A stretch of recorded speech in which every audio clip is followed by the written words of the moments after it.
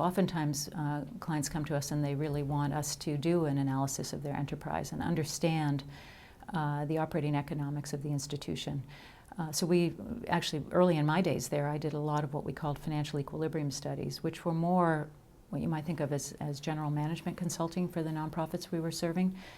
And we factored the endowment into those, but we didn't it wasn't a pure endowment project.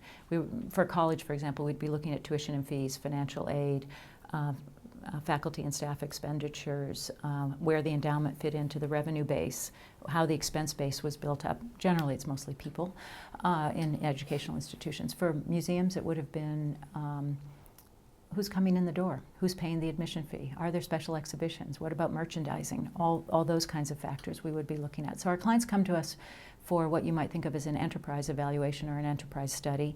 Many of them increasingly are coming to us for what you would characterize as a governance study, how they make decisions, what's the process for decision making at the fiduciary trustee level, at the investment committee level. And we have a team that does that. I've done a lot of work in that area because over time, again, over the 30 years, I've learned that if you have good process, it tends to lead to good outcomes.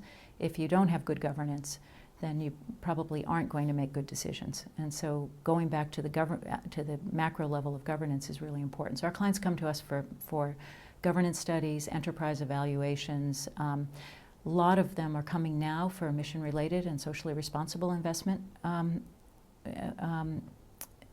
issues. But that's been there ever since I walked in the door at Cambridge Associates. In 1985, when I joined Cambridge, that was the height of the South Africa divestment movement. And many institutions were facing the challenges that, on that issue that they seem to be facing now on fossil fuel divestment.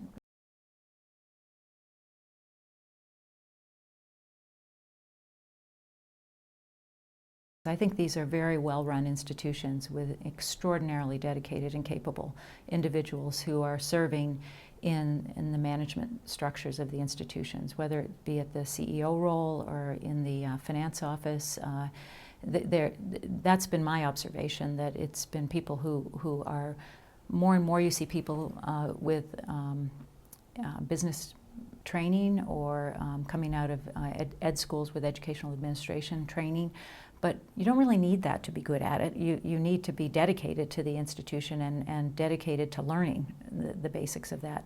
So as I've worked with so many institutions over the years, I've been really impressed with the quality of the individuals who are working in the administrative ranks of these institutions, and really have enjoyed partnering with them. I think they've been great partners, and they bring so much experience and expertise to the table.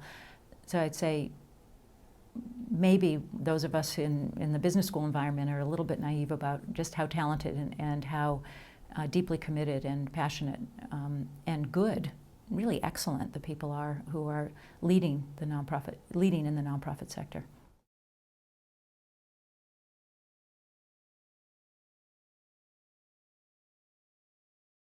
Short answer is yes. Risk is multidimensional. And I think the work we're doing now with our clients, and have been doing since 2008, 2009, the global financial crisis, is how do you unbundle the sources of risk. It's not just about volatility of returns, and it never really was just about that. But I do think it's now what contributes to that volatility in returns. What kind of exposure do you have to currency, to interest rate risk, to debt, to leverage in the portfolio, and looking at various sources of risk and understanding that you can't eliminate risk, but you can understand where you're taking risk, and you can make a decision on whether or not you want to be exposed to that particular risk at a given point in time. Most clients and most institutional investors now have global portfolios, so they do have to think about things like currency. They do have to think about geopolitical risk. They have to factor that in to how they're thinking about the choices that they make. And it's not so much so as not to be exposed to those risks, but just to understand where the exposures are, because there are certain times where you will get compensated for being exposed to a particular risk, and you can understand that. Or you may be overexposed to a risk as you look at your total portfolio, and really unbundling the component parts of risk, I think, is how we think about it now. We also think it's really important not just to focus on return, but to look at risk-adjusted returns. Sometimes people say, well, gee, that was a disappointing return, but when you look at how much risk was taken to earn it relative to the amount of risk someone took who may have gotten a higher return, you've actually been you're in a better position than someone who might have gotten that higher return because they took too much risk potentially to get it. Or maybe they can take more risk. Maybe their operating economics suggest they can take more risk than another investor can take. So that gets back to understanding the role of the investment portfolio, and then how much risk you can take with that, given the dependency that you have on it, and the role it plays in the overall structure of your enterprise.